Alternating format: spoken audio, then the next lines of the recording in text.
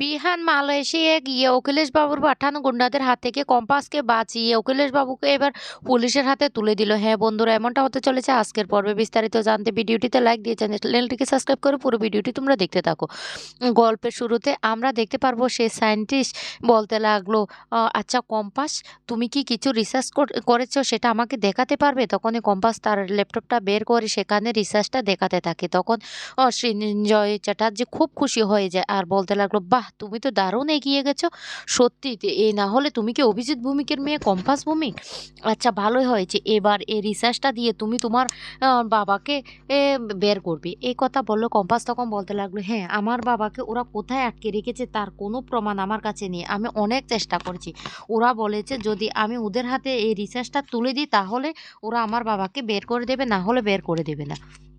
তখনই সিনজয় চ্যাটার্জি বলতে লাগলো, তাহলে তুমি কি করবে ভেবেছো? তুমি কি তাহলে তোমার বাবাকে পাওয়ার জন্য এই রিসার্চটা তাদের হাতে তুলে দেবে? কম্পাস তখন বলতে লাগলো, না, আমি সেই কাজটা কিছুতেই করব না। অন্যদিকে দেখা যায় অখিলেশবাবু তার সেই লোকগুলোকে বলতে লাগলো, শুনো, ওরা কি করছে সেটা তোমরা ভালো করে দেখো। তখন ওই লোকগুলি বলতে লাগলো, ওরা তো অনেক ঘরের মধ্যে কি করছে সেটা আমরা কি করে জানবো? তখন বলতে লাগলো, যে কোনো প্রকারে তোমরা কাছাকাছি গিয়ে দেখো ওরা কি করছে। তখন ওই লোকগুলি জানালার ধারে গিয়ে দেখতে থাকে যে কম্পাস ল্যাপটপের মধ্যে কি যেন দেখাতে থাকে। তখন অখিলেশবাবু সবটা বুঝতে পারে আর বলতে লাগলো, শুনো, তোমরা এখন কিছু বলবে না। কম্পাস যখন ঘর থেকে বের হবে একা একা রাস্তা দিয়ে যাবে, তখন সেই মুহূর্তে তোমরা ওর ব্যাগপত্র সমস্ত কিছু ছিনিয়ে নেবে। কোনো ল্যাপটপ কিছুই যদি পাও সেটাও তোমরা কেড়ে নেবে।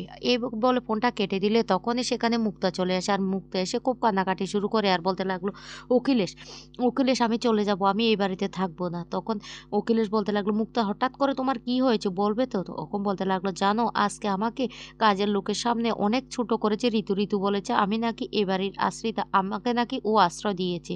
এই কথা শোনার সাথে সাথে অখিলেশ তখন বলতে লাগলো, কি, ঋতু যে এতটা বেড়ে গেছে? তখনই মুক্তা বলতে লাগলো, হ্যাঁ, ঋতু আমার সামনে যে এতটা খারাপ ব্যবহার করবে সেটা আমি বিশ্বাস করো কোনো দিন ভাবিনি। ও আমাকে আজকে যথেষ্ট অপমান করেছে বাড়ির কাজের লোকের সামনে। তাই আমি বলছি আমি এই বাড়ি ছেড়ে চলে যাব, আমি এই বাড়িতে থাকবো না। অখিলেশ তখন বলতে লাগলো, না, তুমি কোথাও যাবে না, তুমি এই বাড়ি ছেড়ে কোথাও যাবে না, তুমি এই বাড়িতে থাকবে, ঋতুর সাথে বোঝাপড়াটা আমি করব। এই কথা বলে উকিলের ঘর থেকে বেরিয়ে যায়। অন্যদিকে ঋতু তখন মুক্তা খুব হাসতে থাকে আর বলতে লাগলো, দেখ দেখ ঋতু, এবার আমি কি করি তোকে? তুই আমাকে এ বাড়ি থেকে বের করার প্ল্যান করেছিস না? এবার দেখ তোর অবস্থাটা কি হয়। এদিকে দেখা যায় ঋতু অনেক টেনশন করতে থাকে বিহানের জন্য। কারণ বিহানকে সে কিছুতে ফোনে পাচ্ছে না। তাই অনেক টেনশন করতে থাকে। আর ঋতু মনে মনে তখন মুক্তা হাসতে থাকে আর বলতে লাগলো, ঋতু, তোর আজকে আজকে তোর শেষ দিন হবে। অন্যদিকে দেখা যায় কম্পাস সেই রিসার্চটা দেখানোর পর সৃঞ্জয় চ্যাটার্জিকে বলতে লাগলো, তাহলে আমি এখন যাচ্ছি। আমি যেদিন এই রিসার্চটা সবার সামনে প্রকাশ করব সেদিন কিন্তু আপনাকে আসতে হবে। আর আমার বাবা ও অনেকটা সাহস পাবে। আমার বাবা তো আপনার সাথে কাজটা করতে চেয়েছিল, তাই আমার বাবা অনেকটা সাহস পাবে আপনাকে যদি দেখতে পায়। তখন বলতে লাগলো, ঠিক আছে, তুমি কিন্তু সাবধানে যাবে আর তোমাকে যেটা বলেছি সেটা করবে। তো তুমি যখন রিসার্চটা সবার সামনে তুলে ধরবে তখন কিন্তু আমি যাব। আমি তোমাকে কথা দিলাম। এই কথা শুনলে কম্পাস তখন খুব খুশি হয়ে যায় আর বলতে লাগলো, তাহলে এখন আমি আসি? তখনই সৃঞ্জয় চ্যাটার্জি বলতে লাগলো, খুব সাবধানে যাবে। তোমার পিছনে কিন্তু লোক আছে, ওরা কিন্তু তোমাকে ক্ষতি করতে পারে। কম্পাস তখন বলতে লাগলো, আপনি এ নিয়ে একদম চিন্তা করবেন না। আমি ঠিক সময় মতো পৌঁছে যাব। আপনাকে এ নিয়ে কোনো টেনশন করতে হবে না। তখন সেই সায়েন্টিস্ট এ স স সৃঞ্জয় চ্যাটার্জি খুব খুশি হয় কম্পাসের কথা শুনে আর বলতে লাগলো, একদম তুমি তোমার বাবার মতো কথা বলছো। আমি তোমার আর বাবার সেই এই মুখের কথাগুলি আমি তোমার মধ্যে দেখতে পাচ্ছি। সেই অনুভূতিগুলি যেন পুরোটাই তোমার বাবার অনুভূতি। তখন কম্পাস খুশি হয়ে যায়। অন্যদিকে কম্পাস যখন বাড়ি থেকে বের হয়ে রাস্তা দিয়ে হাঁটতে থাকে তখন ওই লোকগুলি কম্পাসকে ফলো করে পিছন পিছন আসতে থাকে।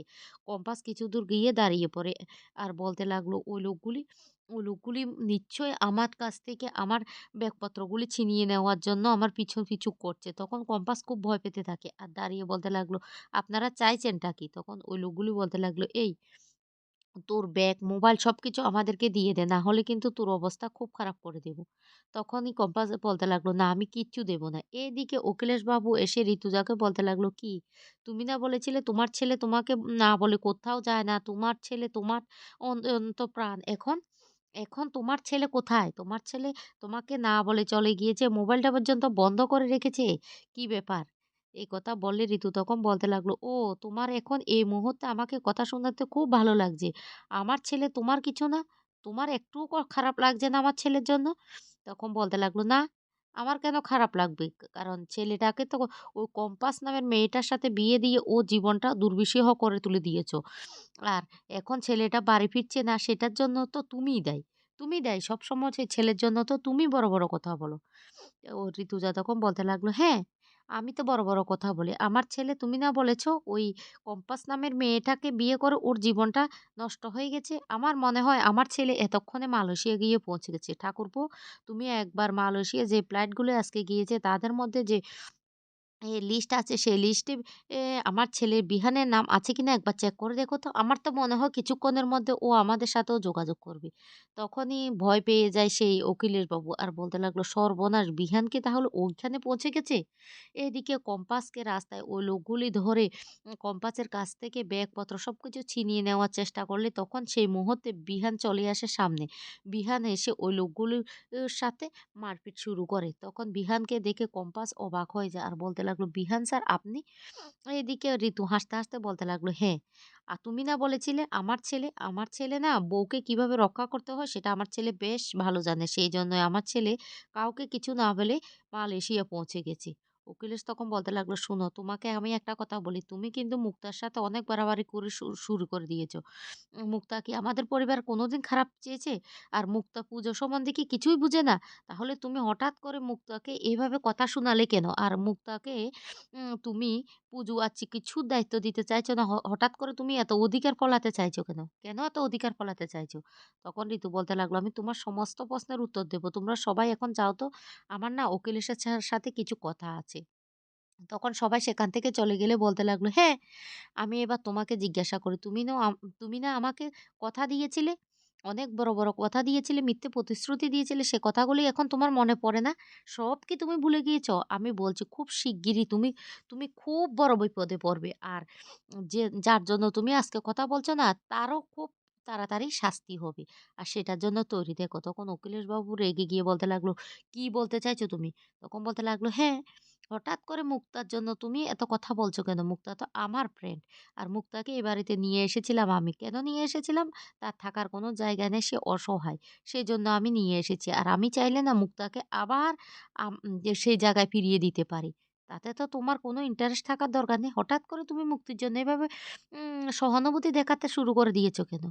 জিজ্ঞেস করছি তোমাকে কিছু বলো।" এদিকে মুক্তা উপর থেকে সবটা দাঁড়িয়ে, দাঁড়িয়ে শুনতে থাকে আর বলতে লাগলো, "ঋতু তুই কি ভেবেছিস? তুই আমাকে সহানুভূতি দেখানোর জন্য এই বাড়িতে নিয়ে এসেছিস? না, আমি তো এই বাড়িতে সহানুভূতির জন্য এই বাড়িতে থাকবো না। দেখ আমি এ বাড়িতে কিছুতেই বের হব না।" এইদিকে কম্পাসের মুখ থেকে সমস্ত সত্যিগুলি জানতে পেরে বিহান তখন বলতে লাগলো, "কি? আমার বাবা লোক পাঠিয়েছে তোমাকে মেরে ফেলার জন্য?